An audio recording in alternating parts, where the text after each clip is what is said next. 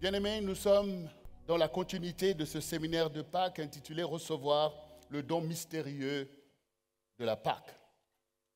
Le don mystérieux de Pâques veut dire que Pâques n'est pas pour nous une tradition religieuse, mais c'est la connaissance de l'œuvre de Dieu au milieu de l'humanité.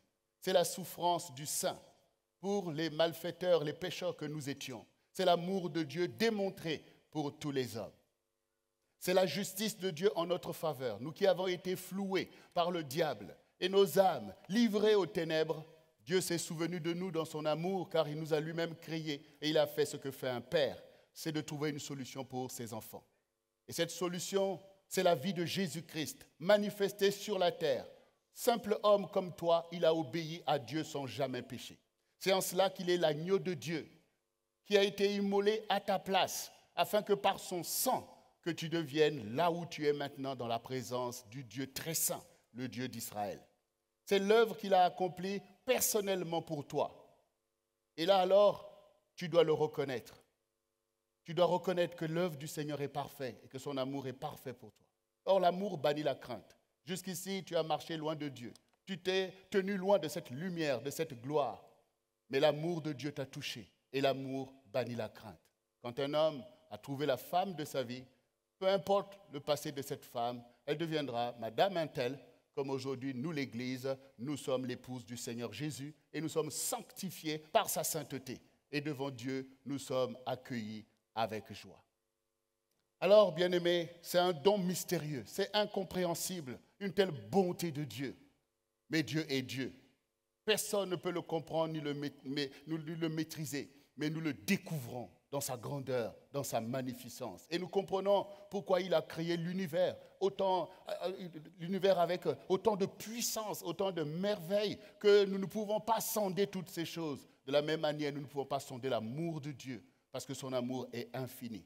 Et c'est nous qui en sommes les bénéficiaires, parce que l'amour de quelqu'un bénéficie à celui qui est aimé. Nous bénéficions de l'amour du Seigneur pour nous-mêmes paraître dans la lumière et nous réjouir tous les jours de notre vie de la gloire de notre Seigneur. Hier, nous avons parcouru ce thème pour pouvoir ouvrir le chemin de chacun dans la Pâque, parce que Pâque veut dire passer de l'autre côté. Les enfants d'Israël étaient en captivité en Égypte pendant plus de 400 ans et ils soupiraient après la promesse que Dieu avait faite à Abraham de délivrer sa descendance du joug de Pharaon. Et donc, ils ont prié, ils ont attendu, ils ont crié, mais le jour est arrivé. Comme toi aussi, tu as le droit d'espérer dans les choses que Dieu t'a promises. Tu as le droit de tenir ferme parce que c'est ton héritage, parce que les promesses de Dieu sont notre héritage. Comme quand les parents disent à leurs enfants qu'on a mis quelque chose à part pour toi. Quand tu auras 18 ans, alors cela te reviendra pour acheter ta première voiture, pour acheter ta maison. Et que les enfants savent que les parents ne mentent pas, parce qu'on ne pourrait pas s'amuser à dire de tels mensonges. Donc, tout ce que Dieu a dit à l'Église, tout ce que Dieu t'a dit, c'est ton héritage. Ce sont des choses qui existent. Et tu es riche par ces choses. Tu es puissant par ces choses que Dieu a dites. Mais tu marches par la foi, tu soupires après ces choses. Parce qu'il y a un temps pour toutes choses. Et le temps fixé pour que ces choses puissent rentrer dans ta vie viendra. Alors tu es prêt à recevoir ces choses. Et tu n'es pas comme cette génération qui n'a pas été préparée à recevoir Jésus. Alors qu'il a été annoncé depuis des siècles l'avènement du Seigneur. Mais quand le Seigneur est venu, combien ont reconnu que le don de Dieu est descendu au milieu de l'humanité? Que quelques personnes, quelques bergers qui ont été annoncés et des mages qui sont venus de l'Orient. Et le peuple de Dieu toujours en train de végéter dans ses réalités, loin de la gloire de Dieu, alors que Dieu accomplit ses promesses. Toi aussi, sois attentif, sois vigilant. Car les temps sont marqués devant toi. Et quand ces temps arrivent, tu dois pouvoir y rentrer pour ne pas passer à côté comme ceux qui sont distraits, comme ceux qui se laissent manipuler par le diable et qui méprisent les promesses de Dieu. Deutéronome 29, chapitre 29, verset 29, « Les choses cachées sont à l'Éternel, notre Dieu. Les choses révélées sont à nous et à nos enfants, à perpétuité, afin que nous mettions en pratique toutes les paroles de cette loi. » Dieu a révélé beaucoup de choses pour toi. Ce sont des richesses que Dieu t'a données. L'Église est riche, l'Église est puissante, l'Église est glorieuse par le fait de se saisir de tous ces mystères de la révélation, de la connaissance, toutes ces choses, la communion du Saint-Esprit, qui doit être le moteur de ta préoccupation dans les choses de Dieu, parce que tu as besoin de cette communion. Parce que si tu ne communies pas avec l'Esprit du Seigneur, alors l'Esprit du monde sera en toi et Satan trouvera de te manipuler, piller et t'empêcher de rentrer à ta place et d'accomplir tes vocations. Les choses révélées sont à nous. Nous les saisissons et nous les enseignons à nos enfants, afin que nos enfants ne puissent pas marcher comme des brebis perdues, mais qu'ils connaissent la voix du Seigneur, parce que c'est là notre gloire, parce que c'est là notre guérison, parce que c'est là notre rôle dans l'histoire. C'est que ces choses soient partagées au plus grand nombre par le témoignage de Jésus qui permet aux âmes d'être éclairées, ceux qui sont dans les ténèbres, et de venir là où le Seigneur a préparé pour ceux qui croient en lui et ceux qui lui appartiennent des choses merveilleuses de la vie. Juste rappeler véritablement qui est Jésus, parce que nous étions là en train de le louer et on sent cette gloire, parce que c'est là la responsabilité de l'Église. Quand nous venons, nous sommes chacun un peu dans ses préoccupations, on ne se connaît pas les uns les autres, mais qu'est-ce qui nous fait exister en tant que peuple de Dieu? C'est le Seigneur en fait, c'est le roi qui est là, et quand nous nous identifions tous en lui, nous devenons le corps de Christ, nous devenons son corps. Et quand nous les levons, tous, nous savons que c'est ce qui sied à la gloire de Dieu qui descend au milieu de nous, selon la vision qui a été donnée. C'est parce que chacun de nous s'est focalisé sur lui et s'est sorti de ses distractions pour venir élever le Seigneur comme on élève un roi. Quand l'Église se positionne dans une telle connaissance, dans une telle dévotion, la gloire de Dieu descend. Et nous devenons un peuple distingué au milieu de notre génération. Et la gloire de Dieu se répand, sa guérison, sa délivrance. Tout le monde voit que tout devient possible. Et c'est ce que nous avons besoin, pas d'être une foule de personnes qui n'ont rien en commun, qui n'ont que des religiosités, des croyances. Non, une foule devient un peuple qui appartient à Jésus-Christ, ayant en nous tous les mêmes sentiments d'aimer le Seigneur, de l'adorer, de partager ce que nous avons de meilleur, c'est-à-dire le Seigneur Jésus-Christ. Et le Seigneur a promis que quand je serai élevé, j'attirerai à moi tous les hommes. Le Seigneur est capable de sauver notre génération. Mais les gens doivent voir la gloire de Dieu. Parce que, comme je vous ai dit hier, Satan, en fait, crée plein de dieux, plein d'idoles pour dérober ou détourner la crédulité des gens, pour détourner la foi des gens qui ne connaissent pas le Seigneur. Quand tu ne connais pas ton Seigneur, Satan t'entraîne vers les idoles, en fait, vers des croyances. Parce qu'il veut empêcher à Jésus de régner. Il veut empêcher à Jésus de régner. Et donc, il fait ce travail. Et même toi qui crois en Jésus, il va venir mettre plein de distractions et de négligences pour que ta consécration ne soit pas en mesure d'élever le Seigneur au milieu de ta génération. C'est une position spirituelle que nous donnons au Seigneur, parce que quand nous ne sommes pas dans une telle dévotion, Dieu se cache de nous. Il se retire en fait. Mais quand son peuple le loue, quand son peuple le cherche, quand son peuple vit pour sa gloire, le Seigneur est fidèle. Il dit que là où 2 ou 3 sont assemblés en mon nom, je suis au milieu d'eux. Ce qui veut dire que ce qui est important dans nos rassemblements, c'est d'être là au nom de Jésus. Pas au nom de qui que ce soit, en fait. Au nom de Jésus. Quand nous réussissons cette vérité spirituelle, cela déclenche dans le ciel les processus qui sont déjà prévus et établis pour le règne du Seigneur. Donc nous voyons que nous avons tous quelque chose à faire dans la présence de Dieu. Nous venons les uns et les autres et nous rentrons dans un commun accord que nous sommes là au nom de Jésus. Parce qu'au moment où nous sommes là, d'autres aussi sont réunis quelque part au nom de je ne sais pas qui. Et ils sont nombreux. Le ciel voit tout ça. Mais que disent les saints? Oui, quand nous étions en train de louer, alors que le Seigneur voit tout ce qui se passe sur toute la terre, la Pâque qui se passe, d'autres comme ceci, d'autres dans des traditions, d'autres qui louent avec vérité. Et la terre tremble, et le Seigneur regarde, et il voit que, au centre du réveil chrétien, on est en train d'élever mon nom. Alors le Seigneur est dans la joie de voir que son œuvre avance, que son œuvre réussit, qui nous sanctifie et que nous sommes déterminés à faire régner le Seigneur parce que nous sommes nous-mêmes des soldats sous la bannière. La vérité doit triompher, les mensonges du diable doivent être dispersés dans nos familles, au milieu de notre pays et de notre génération. Et c'est la responsabilité du peuple de Dieu de faire descendre la lumière. C'est la responsabilité du peuple de Dieu de renverser Satan dans sa position d'imposture et de ravager toutes ces cohortes démoniaques et impies. Et nous, les cohortes saintes du Seigneur, sous la bannière de l'Évangile pour notre génération, nous devons marcher d'un commun accord. Christ en nous, c'est l'espérance de la gloire. C'est ce que nous avons vu avec l'apôtre Paul, qui nous a instruit de ces choses qu'il a vécues lui-même, que les traditions mortes ne servent à rien. Ce qui sert, c'est de se rappeler que Dieu a déjà révélé des choses auxquelles nous devons nous saisir ces choses. Il s'est rappelé que oui, Jésus est le Christ. Alors il a saisi Christ, il est devenu lui-même l'apôtre de l'Église. Et il enseigne à ces brebis que nous sommes que le Seigneur est le centre, c'est le cœur nucléaire de la puissance de Dieu. C'est ce que tu dois connaître. Parce que beaucoup s'écartent un peu du Seigneur. Beaucoup voient encore Jésus comme un prophète parmi les prophètes. Ils ne réalisent pas qu'il est Dieu. Il faut que cette révélation t'atteigne afin que tu connaisses que le Seigneur est Dieu. Car tout ce qu'il dit est la vérité.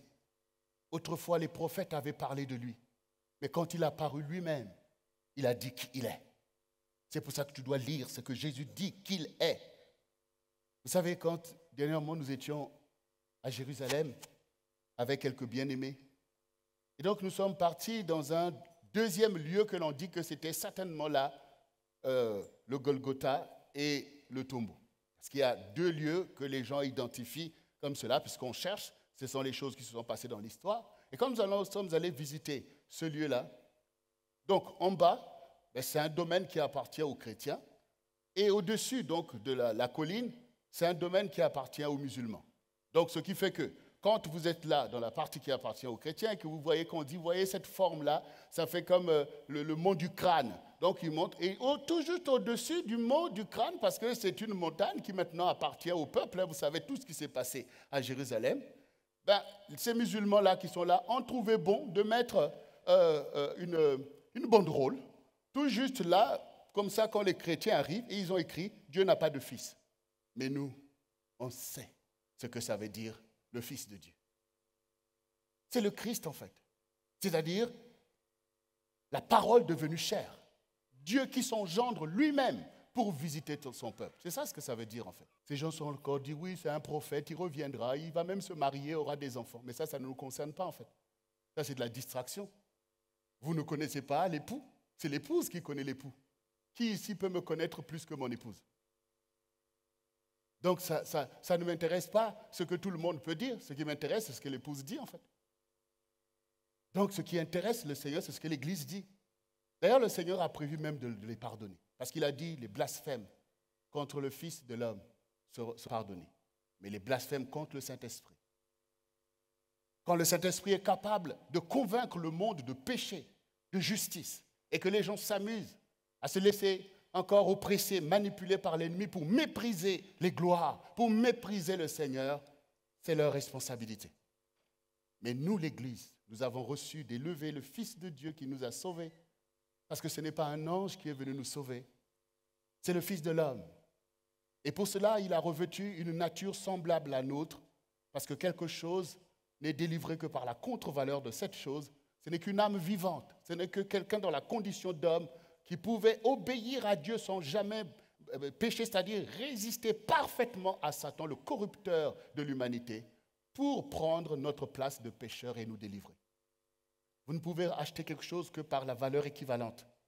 Si Jésus était resté que Dieu dans le ciel pour dire « oui, je vous aime », ça n'aurait pas accompli la rédemption de chacun de nous. Il fallait qu'il souffre comme nous. Il fallait qu'il résiste à Satan. Et il fallait qu'il triomphe pour que, vous savez, comme un homme, vous savez, même quand il y avait la royauté, d'ailleurs ça se voit même là, en Angleterre, nous avons chaque fois des épisodes comme ça, c'est-à-dire que vous avez les rois en principe qui doivent se marier entre eux, mais quand un prince décide d'épouser Kate Middleton, une roturière, donc ça déroge par rapport au protocole prévu, mais le prince a décidé. Et du coup, tout d'un coup, elle devient elle-même une princesse. Jésus a décidé. Il a décidé pour toi. Il a dit, c'est lui, c'est elle que j'aime, c'est ce peuple que je veux, Seigneur. Alors le Père a dit, puisque tu les aimes, je les accepte comme mes fils et mes filles, comme mon peuple. C'est ça l'œuvre qui a été accomplie. Aucun prophète ne pouvait faire ça. Aucun prophète. Parce que le prophète lui-même a besoin d'être sauvé par le sang de celui qui n'a pas péché. Quel prophète n'a pas péché? Quel prophète n'a pas péché? Les faux prophètes n'en parlent pas. Il faut reconnaître la vérité en fait. C'est pour ça que tu dois élever le Seigneur. Tu dois prendre en lui ton modèle, puisque j'ai dit que si vous suivez un prophète, vous deviendrez comme lui. Donc choisissez comme qui vous voulez être. Parce que l'homme, c'est que le choix qui a été donné. Mais tout le reste, tu ne maîtrises pas, alors tu as besoin d'un Seigneur pour te guider. Tu as besoin d'un berger qui connaît aussi bien les choses du monde spirituel que les choses du monde naturel pour te conduire afin que tu ne périsses pas, mais que tu aies la vie éternelle. Il n'y a que Jésus qui peut le faire. C'est pourquoi nous lui donnons toute gloire.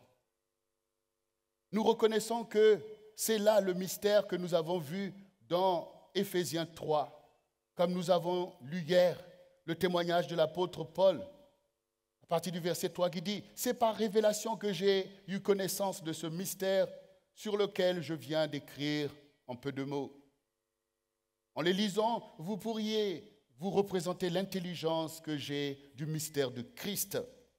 Il n'a pas été manifesté aux fils des hommes dans les générations, dans les autres générations, comme il a été révélé maintenant par l'Esprit aux saints apôtres et prophètes de Christ. Ce mystère, c'est que les païens sont co-héritiers, formant un même corps et participant à la même promesse en Jésus-Christ par l'Évangile, dont j'ai été fait ministre selon le don de la grâce de Dieu, qui m'a été accordé par l'efficacité de sa puissance, à moi qui suis le moindre de tous les saints. Cette grâce a été accordée d'annoncer aux païens la richesse incompréhensible de Christ et de mettre en lumière quelle est la dispensation du mystère caché de tous les temps en Dieu qui a créé toutes choses, afin que les dominations, les autorités dans les lieux célestes connaissent aujourd'hui par l'Église la sagesse infiniment variée de Dieu, selon le dessein éternel qu'il a mis en exécution par Jésus-Christ notre Seigneur, en qui nous avons, par la foi en lui, la liberté de nous approcher de Dieu avec confiance. La première des choses, c'est l'intelligence du mystère de Christ dont parle l'apôtre Paul. Il faut que tu aies l'intelligence du mystère de Christ. Parce que c'est toi qui as été donné pour être témoin de ces choses. C'est toi qui dois libérer ces choses pour ta génération. L'intelligence procède par le focus, en fait. Pour que vous ayez l'intelligence de quelque chose, il faut faire un focus sur ça. Vous voyez, les hommes de science, ils étudient quelque chose et ça leur prend du temps pour étudier tous les paramètres. C'est comme ça qu'ils découvrent des choses et qu'ils arrivent à saisir cette science qui leur permet de faire ces choses qui nous émerveillent et qui nous font avancer. Pour faire avancer l'Église, toi aussi, selon l'appel qui t'a été donné, selon la dispensation qui est la tienne, tu dois faire un focus sur les choses de Dieu afin de recevoir toi aussi des révélations qui te permettront d'enrichir le peuple de Dieu et ta propre maison. Il faut sortir de toute forme de distraction. Il faut travailler aux choses pour lesquelles Dieu t'a établi, comme l'apôtre ici. Si l'apôtre s'était dit, bon, j'ai été sur la route de Damas, j'ai vu Jésus, bon voilà, c'est merveilleux, et puis bon, continuer sa vie comme si de rien n'était. Non, il s'est dit, mais ce n'est pas possible. Ce Jésus a été rejeté, il a été crucifié. Et moi-même, j'étais en train de pourchasser ses disciples, et c'est lui qui est Dieu. C'est incompréhensible en fait. Et du coup, il a vu que c'est mystérieux. Et il s'est appliqué en fait à connaître qui est Jésus. Et donc il dit ici, c'est par révélation. Ça veut dire qu'il veut nous dire à nous que c'est par révélation que vous connaîtrez. C'est par révélation, il faut se lever dans la dimension de la révélation. Celui qui cherche la révélation est attentif à l'enseignement. Il se met à part parce qu'il cherche la révélation. Il s'écarte du mal. Il fait toutes ces choses parce qu'il veut connaître. Il veut connaître le mystère de Christ afin de libérer sa puissance. Que toutes les promesses qui ont été faites par le Seigneur, il veut connaître comment ces choses doivent s'accomplir. Tout à l'heure, quand nous étions en train d'entendre les bien-aimés qui ont donné leur vie au Seigneur et qui témoignent aujourd'hui de vouloir donner leur vie au Seigneur, de vivre ce moment. Mais nous entendons ce que le Seigneur dit. Que Dieu a tant aimé le monde qu'il a donné son Fils unique afin que quiconque croit en lui ne périsse point, mais qu'il ait la vie éternelle. Ça veut dire maintenant, il faut vivre ta vie éternelle en fait. Il faut maintenant que toi qui es sauvé, celui qui croira et qui sera baptisé sera sauvé. Voici la révélation, voici ce qui est déclaré. Celui qui croira et qui sera baptisé sera sauvé. Bon, maintenant tu as cru, maintenant tu t'es baptisé, marche maintenant comme quelqu'un de sauvé. Il faut maintenant que tu marches dans ton salut, parce que cela t'est donné. Dieu n'est plus en colère vis-à-vis de toi. Dieu est prêt à te guérir, à te délivrer. Toi aussi, comme c'est lépreux, Jésus te dit, que veux-tu que je te fasse? Maintenant que tu m'as vu, il dit, mais maître, que je recouvre la vue. Et quand ces personnes ont été guéries, ils ne sont pas repartis pour dire, moi en fait je suis né aveugle, donc je ferme les yeux parce que je suis habitué à être aveugle. Que maintenant que tu as été délivré, maintenant tu appartiens au Seigneur, il y a une vie de salut. Donc maintenant c'est à toi de t'inscrire dans ton salut. Quand le diable va vouloir te ramener dans les choses de la perdition, tu dis, Satan t'a pas réalisé en fait. Maintenant je suis sauvé. Et ça c'est la perdition. Ça c'est la captivité. C'est comme si maintenant vous venez, en fait, vous voyez un petit oiseau tout beau dans une cage. Et l'oiseau te dit, mais ça fait des années que je suis là, parce qu'on m'a offert à la petite fille, elle aime bien me voir ici. Et puis maintenant, tu libères l'oiseau. Et puis l'oiseau fait un petit tour, il revient. Mais qu'est-ce que tu reviens faire? Tu es maintenant libéré? Non, je reviens dans ma cage. Non, mais bien, il faut comprendre, parce que les choses révélées sont à nous, en fait. Il faut maintenant que tu marches comme quelqu'un de sauvé. Je ne suis plus dans la perdition. Je ne suis plus dans les traditions de mort. Je ne suis plus dans les liens du péché. Quand les choses du passé vont vouloir venir dire arrière, ça c'est la perdition. Ça c'est les choses passées. Moi maintenant c'est dans mon salut. Et cela est concret. C'est-à-dire que si autrefois tu courais toutes les femmes, maintenant ça c'est la perdition. Maintenant au contraire, tu es la lumière du monde. Tu es là maintenant pour prier pour les autres.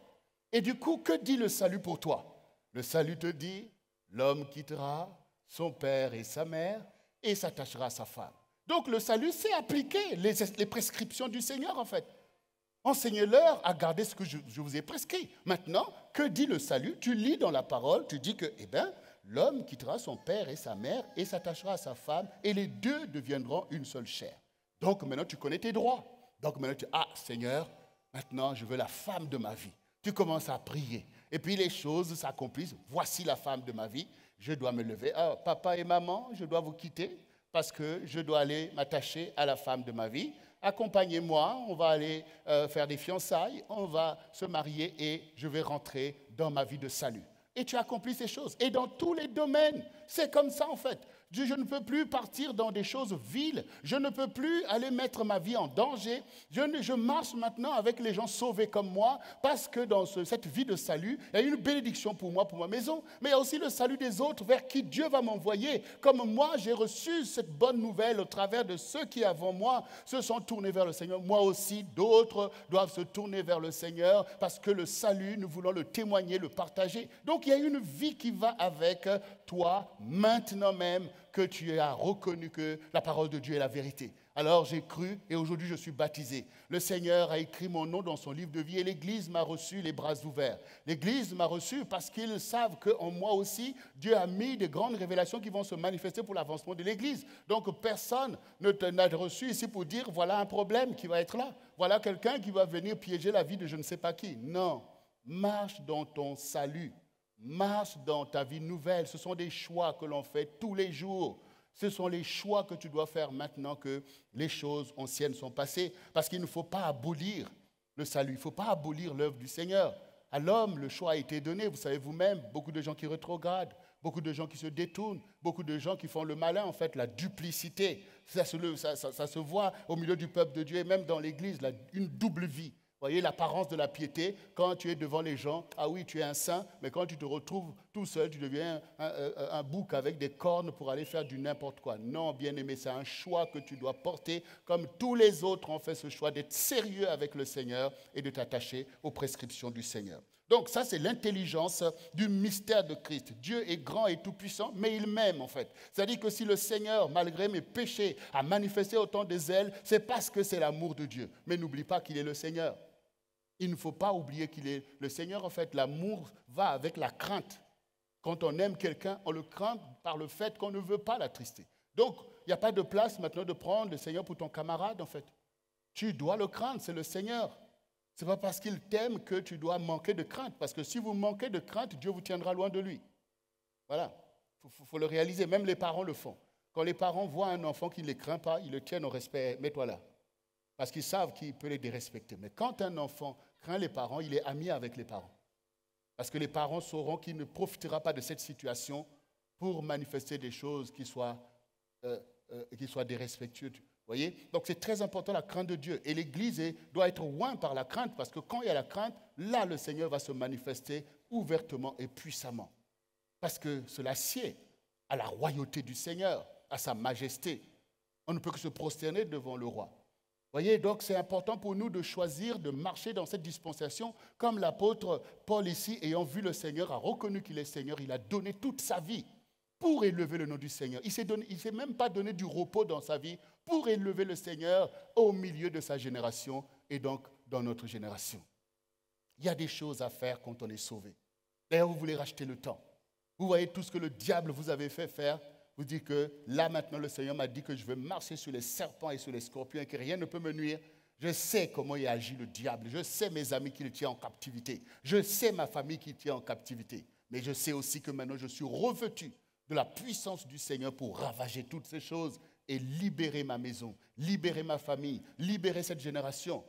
Parce que je vais aussi plonger dans ce mystère et aller recevoir ce qui convient au sein de Dieu pour accomplir l'œuvre du Seigneur. Moi aussi, je vais élever Jésus afin qu'il attire à ma famille et qu'il attire les gens autour de moi. Moi aussi, je veux rentrer dans cette alliance, dans ce mystère, parce qu'il a envoyé le Saint-Esprit et c'est par le Saint-Esprit que le Seigneur va marcher dans ma vie et se lever. Et je veux rentrer dans ce salut. Je veux rentrer dans cette victoire, parce qu'il s'agit aussi de la victoire sur l'ennemi, la victoire sur les choses du monde. La victoire est nécessaire. La victoire est nécessaire pour briser l'oppression. La victoire, c'est ce que nous devons nous partager les uns les autres. C'est bien d'être un peuple victorieux. Et cette victoire est donnée à l'Église. Mais il faut s'en approprier, parce qu'il y a un comportement qui va avec la victoire. Je me rappelle au début, on avait une fille en fait qui s'est tournée vers le Seigneur. Elle était zélée et tout, et dans la prière. Et puis elle me dit, mais pasteur, j'ai fait un songe. Dans le songe, en fait, j'avais une arme, mais je tournais l'arme contre moi-même. J'ai dit, oui, tu vois, tu ne connais pas encore comment exercer la puissance de Dieu. Effectivement, il y a des personnes qui ne connaissent pas encore comment être remplies de la puissance de Dieu et l'utiliser. Et donc on fait des choses insensées. Mais nous sommes là pour t'enseigner, afin que tu rentres dans cette intercession à laquelle tu as été appelé pour t'émanciper toi-même et ta maison et ta famille et même aller plus loin au milieu du peuple de Dieu. Donc, bien-aimé, l'intelligence du mystère de Jésus, Dieu nous le donne. C'est pour ça que nous sommes enseignés, c'est pour ça que nous sommes challengés. C'est pour ça que tu dois méditer la parole tous les jours pour pouvoir saisir ce mystère. C'est pour ça que tu dois prier, prier, prier. Bien-aimé, la prière doit faire partie de ta vie tous les jours. Comme les sportifs s'entraînent tous les jours, tu dois prier tous les jours. Et la prière est là pour toute chose. Parce que la prière rend concret ta foi. Parce que dans la prière, tu élèves non seulement le Seigneur, mais dans ta prière, tu dis, Seigneur, prends le contrôle en fait. Puisque tu le pries dans chaque chose. Donc tu vois bien que tu es cette brebis qui veut être conduite par le berger. Et c'est ta vie de prière. Et dans ta prière, tu élèves tes requêtes, mais il y a des choses qui descendent dans ton entendement. Vous voyez, ça dit que quand vous priez, surtout quand vous priez en esprit, les choses que vous ne compreniez pas, à un moment donné, vous les comprenez. Ça dit que Dieu a répondu. Tu dis, mais je peux faire comme ça en fait. Tu vois que tu prends maintenant l'attitude qui règle la situation. Parce que tu as prié. Mais il y a des personnes, dès qu'il y a une situation, tu es découragé. Est-ce que tu as prié? Oh, bof, moi, Dieu sait toutes choses. Hein? Dieu sait, est-ce que toi, tu sais? Voilà. Et il t'a dit de faire. Vous savez, on est béni par l'obéissance, en fait.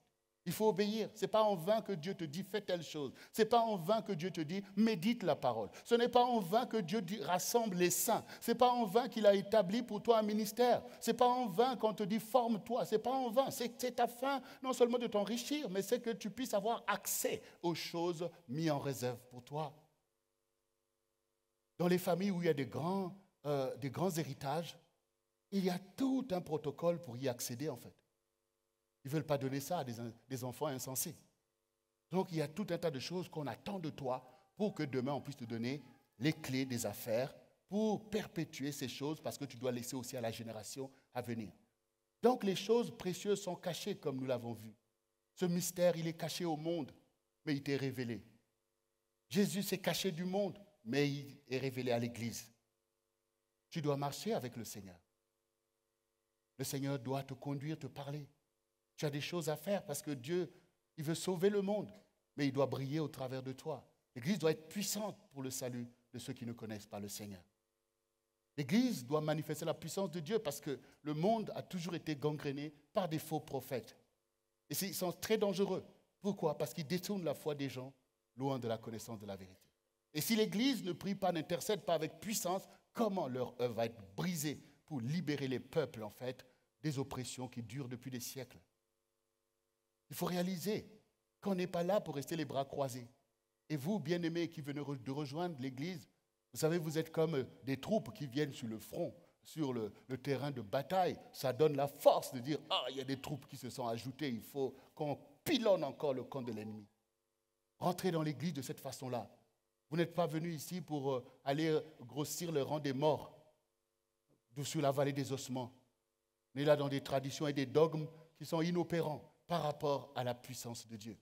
Mais nous sommes là au contraire pour connaître les choses de Dieu et pour être capable de les pratiquer. Comment tu sais que tu connais les choses de Dieu? C'est que tu es capable toi-même de résister à Satan. Tu es capable toi-même de briser les chaînes de l'iniquité dans ta vie. Tu es capable de commencer à intercéder et que tu vois que l'œuvre du Seigneur commence à agir. Tout à l'heure, on a entendu le témoignage de notre sœur qui a témoigné, comme beaucoup d'entre nous pourraient le témoigner, tout ce que nous avons traversé ces 2 ans derrière nous, où la mort a frappé.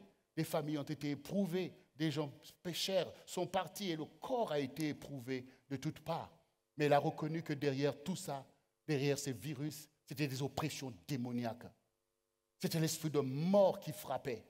Elle a vu que spirituellement, ça, c'est Satan qui était en train d'agir. Alors que beaucoup restent aveugles et ne voient pas comment l'ennemi détruit. Car le Seigneur dit, le voleur ne vient que pour dérober, égorger et détruire. Il a bien des idéologies qu'il utilise, des choses, des moyens qu'il utilise pour vouloir détruire les âmes. Alors elle a pris ses responsabilités parce qu'elle a entendu une bonne nouvelle. Et c'est ce que le Seigneur dit. Nous sommes porteurs de bonnes nouvelles par la parole qu'il a entendue de son ami. Il s'est dit, oui, l'ennemi se pavane. Oui, la mort frappe. Mais il y a une solution. Et la solution, c'est Jésus. Et quand elle a réalisé qu'il y a cette solution, elle n'est pas restée les bras croisés. Elle s'est dit, il faut que je m'engage. Parce que Dieu est un Dieu d'alliance. Donc il faut que je m'engage. Je m'engage pour ma vie, mais je m'engage pour ma famille. Parce que certainement, si je me connecte à Jésus, la vie descendra, elle va couler dans ma famille. C'est ce qu'elle a réalisé. C'est ça l'Église, le rassemblement des saints. Ceux qui par Jésus ont reçu la vie. Et cette vie déborde tout autour, on commence à confesser la parole qui permet de résister à Satan. On arrête maintenant d'avaler des couleuvres au quotidien dans l'esprit du monde, à accumuler aberration sur aberration qui sont oppression sur oppression. On commence à se sanctifier. Parce que non, ça, ce n'est pas de Dieu. Ça, c'est de Dieu. Ces disputes-là viennent du Satan. Le Satan, c'est la destruction. Mais la paix de Dieu qui surpasse toute intelligence nous permet de nous restaurer, d'être délivrés. Et commencer à repousser le joug de l'ennemi et rentrer dans les promesses de Dieu qui sont la bénédiction. Et nous savons que certainement, comme nous le vivons nous-mêmes dans ce ministère, que dès maintenant, quelque chose s'est passé et quelque chose va se passer. Oui, c'est ça l'intelligence, bien-aimée. Et ici, ce passage se termine en disant, c'est en Jésus-Christ, parce qu'il est le mystère de Dieu pour nous, que nous pouvons nous approcher de Dieu avec confiance. Dieu est un feu dévorant, mais nous sommes ses enfants. Comme les enfants ont accès à leur Père, par Jésus, nous avons accès au Dieu Tout-Puissant. ce feu ne te brûlera pas. Parce que tu es de cette nature, en fait. C'est pour ça que hier, nous avons vu qu'il faut que tu laisses Jésus-Christ en toi, qu'il prenne toute la place. Parce que si tu es d'une autre nature, tu ne pourras pas approcher le Saint. Tu ne pourras pas tenir dans ce feu. Mais quand maintenant, ce n'est plus toi qui vis, mais c'est Christ qui vit en toi. Quand tu as reçu le don de Dieu, quand tu as reçu un enfant, vous est donné. Recevez Dieu comme on reçoit un enfant. Parce qu'on embrasse un enfant. Parce qu'on s'identifie à cette bénédiction. Toi aussi, tu reçois le Seigneur de tout ton cœur, de toute ton âme. Seigneur, prends toute la place. Alors ce feu ne te brûlera pas. Mais ce feu deviendra une gloire sur ta propre vie. Pour que ta génération voie la gloire du Seigneur. Donc, approche-toi du Seigneur avec confiance. À partir de maintenant, ne dites pas que « Oh non, non, mais moi je ne suis qu'un enfant, oh, je viens de me convertir, donc je ne sais pas. » Non, l'amour bannit la crainte. L'amour bannit la crainte. Rappelle-toi que Dieu m'aime. Alors viens, Père, telle chose. Ah Seigneur, aujourd'hui c'est compliqué. Vraiment aide-moi, renouvelle-moi. Ah Seigneur, ce sujet-là, je n'y arrive pas. Révèle-toi, Seigneur, montre-moi, donne-moi la paix, parce que là, je commence à m'irriter. Seigneur, aide-moi. Seigneur, telle chose. Ah, Seigneur, au culte, il y avait telle chose. Oh, Seigneur, cette génération est en difficulté. Qu'est-ce que tu vas faire? Voyez, avec confiance. Avec confiance. Quand tu vois les choses de Dieu, il ne faut plus rester à avoir peur. Qu'est-ce qui se passe? Il y a quelqu'un qui crie à côté de moi. Non, aie confiance.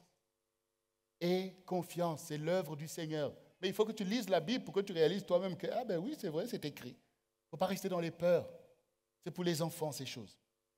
Donc, bien-aimés, nous comprenons combien le Seigneur veut que son peuple puisse vraiment s'approcher de cette puissance du Seigneur et combien l'Église, dans un ministère comme le centre du réveil chrétien, doit révéler cette puissance de Dieu au milieu de cette génération.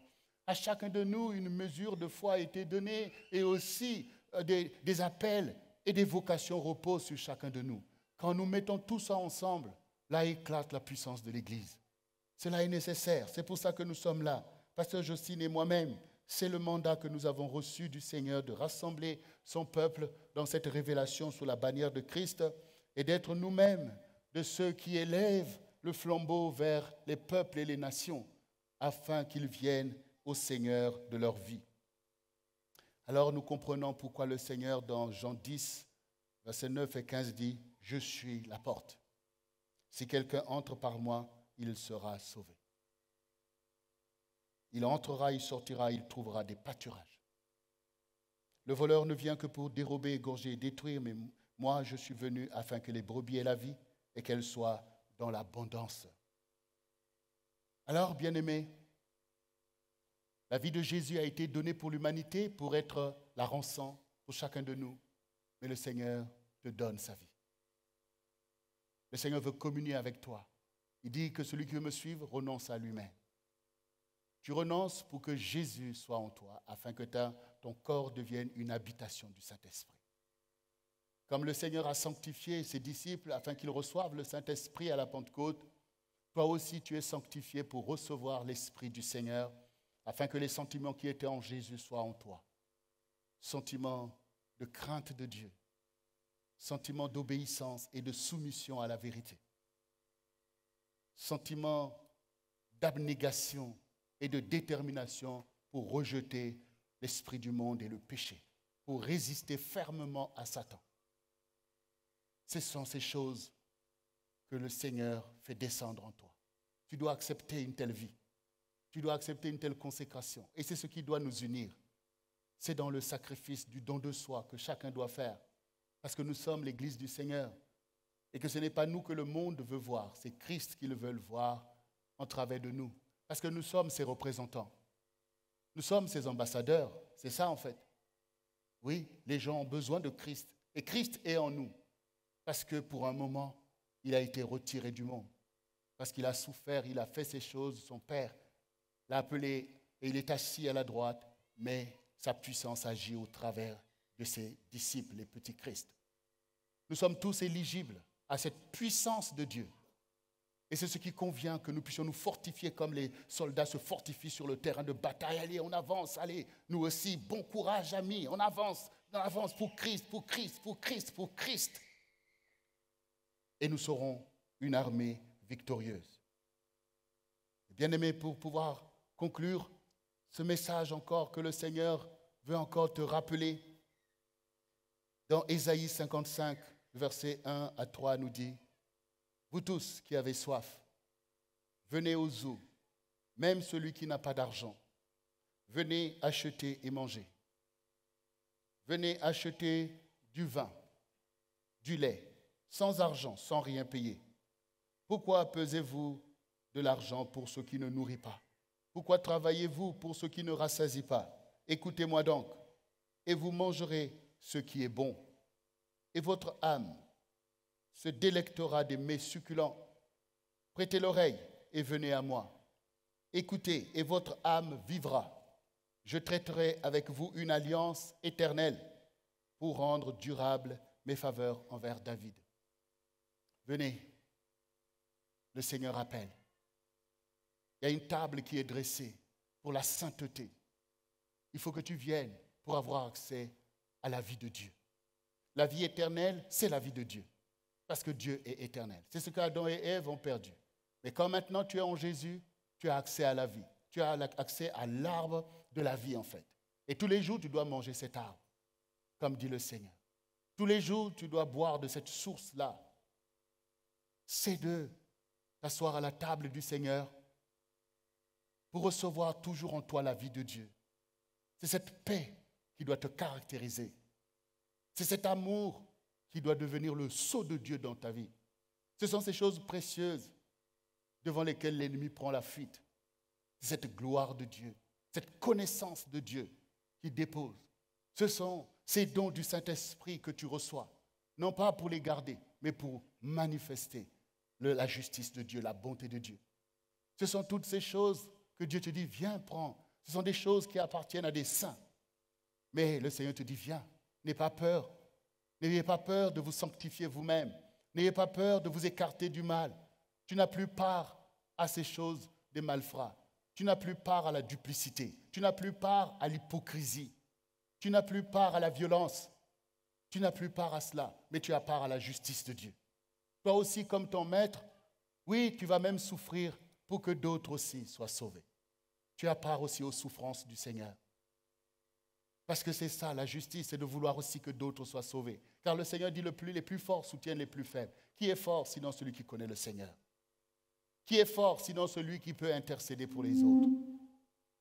Qui est fort sinon que celui qui peut suivre Jésus-Christ? Qui est fort sinon celui qui peut aimer avec détermination? Qui est fort sinon que celui qui peut poursuivre les objectifs du Seigneur? Bien-aimés, il n'y a pas de consécration dans l'Église sans avoir en perspective les objectifs de la foi. Ta foi se révèle s'il n'y a pas d'objectif dans ta vie.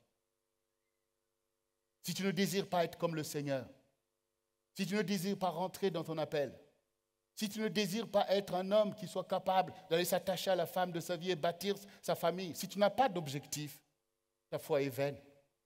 Il manque un vrai objectif. Donc la maturité, c'est d'accepter les objectifs parce que ces objectifs, on ne les montre pas aux enfants. Personne ne dit à son bébé que bon, là tu es venu, tu dois travailler dur pour la famille maintenant. Parce qu'on le laisse être enfant. Si dans l'église, tu n'as pas d'objectif, parce qu'effectivement, peut-être que ça fait longtemps que tu viens, tu accompagnes les autres à l'église, et quand on prie, toi tu es là, qu'est-ce qui se passe et tout. Non, il faut que tu aies un objectif en fait. On vient à l'église pour avancer avec le Seigneur Jésus. On vient à l'église pour le connaître. On vient à l'église pour connaître son appel. On vient à l'église pour prier. On vient à l'église pour devenir un saint de Dieu. On vient à l'église pour devenir un saint de Dieu.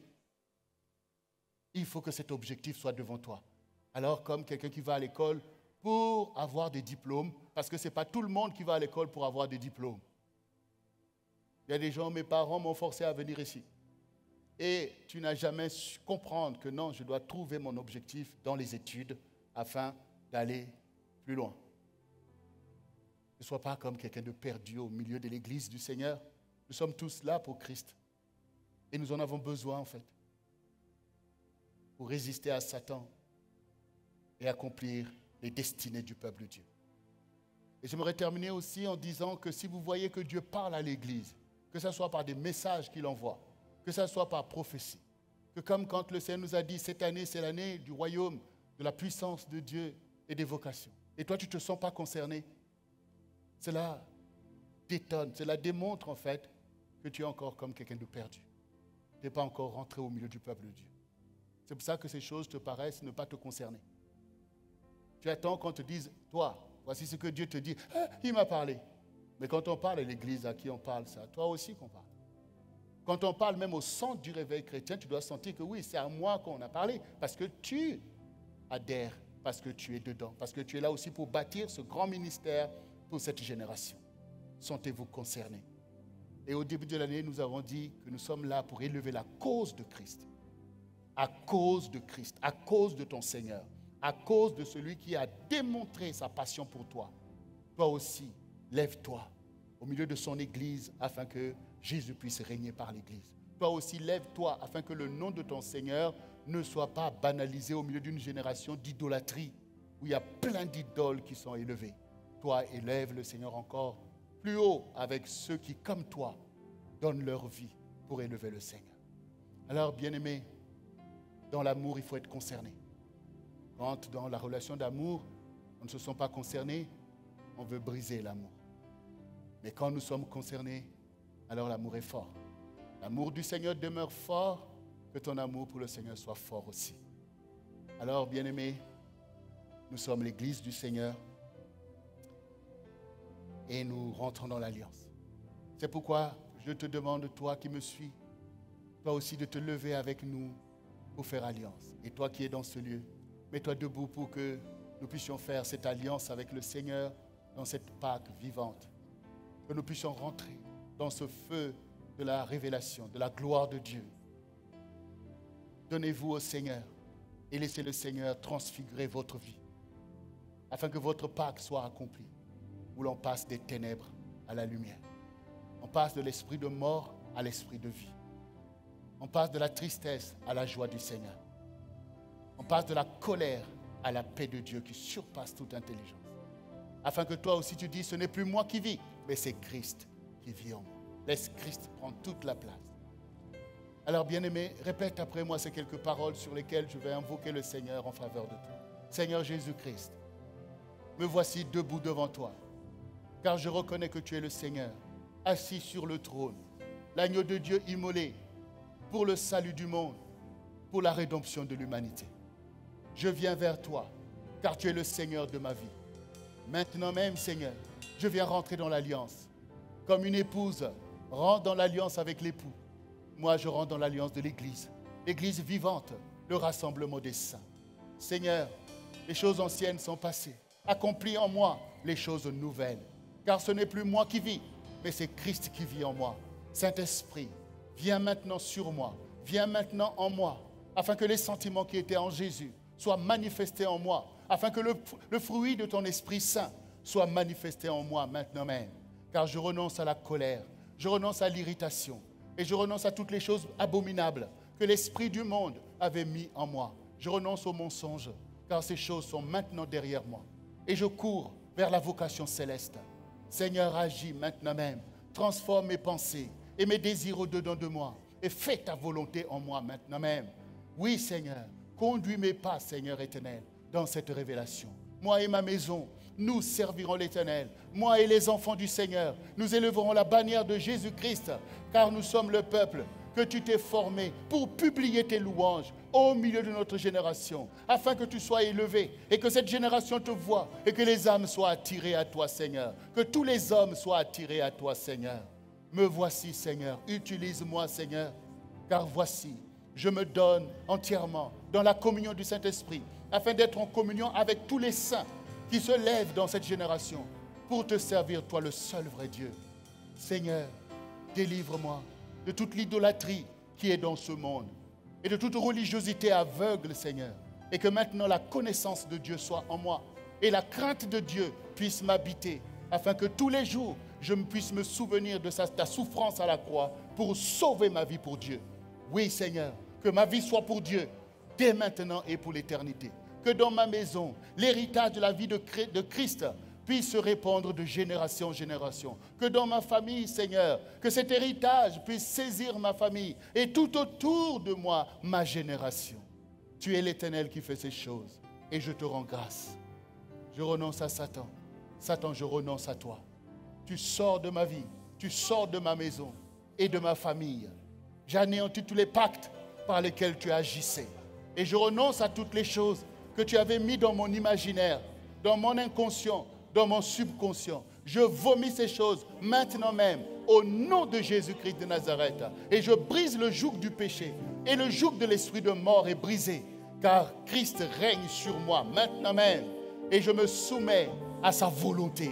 Et je servirai le Seigneur pour briser les œuvres des ténèbres, pour chasser les démons dans lieux arides, pour renverser Satan de toutes parts et élever la bannière de Jésus-Christ. Seigneur Jésus, règne maintenant même, domine sur moi et accomplis tes œuvres en moi. Que tes bénédictions viennent dans ma vie, afin que le monde voie que tu n'es pas une idole, mais que tu es le Dieu vivant qui pourvoit pour moi, que tu es Jéhovah Jireh, que tu es Jéhovah Rapha qui me guérit, Seigneur, de toutes mes maladies, Seigneur. J'accepte ta délivrance aujourd'hui dans ma vie. J'accepte ta guérison aujourd'hui dans ma vie. Et j'accepte tes grâces et tes bénédictions. Et maintenant même, ma vie est transformée pour être un témoignage de ta gloire. Ma génération le verra et reconnaîtra que mon Dieu est Dieu. Et ils seront touchés et ils se tourneront vers toi parce que tu fais de ma vie un monument de gloire. Parce que tu fais de ma vie un témoignage de ta puissance. Merci Seigneur. Moi et ma maison, nous servirons l'Éternel de génération en génération. Nous te célébrerons. Viens Saint-Esprit, viens Saint-Esprit, viens en moi maintenant même. Que le don mystérieux de Pâques soit manifesté en moi, soit manifesté dans ma maison, dans ma famille, dans le centre du réveil chrétien et dans les nations, dans les royaumes, dans les pays et dans les îles, Seigneur.